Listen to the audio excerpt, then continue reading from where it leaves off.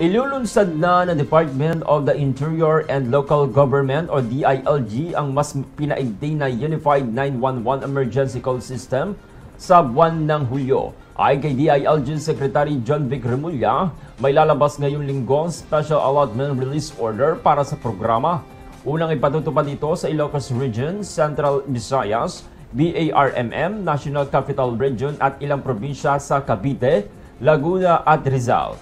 Layunin ng Unified 911 System na gawing iisa na lang ang emergency hotline sa buong bansa. Kabilang sa mga re-responde ang PNP at DFP na tutulungan ng mga bagong teknolohiya gaya na lamang ng geolocator at live streaming para sa mas mabilis at eksaktong tukon. Magpapatuloy naman ang rollout kada buwan hanggang masaklaw ang lahat ng 18 rehiyon. Kasabay nito, magpapakala naman ang PNP ng mas maraming pulis at magtatayo ng mga police post sa matataong lugar upang mapalakas naman ang seguridad at tiwala ng publiko.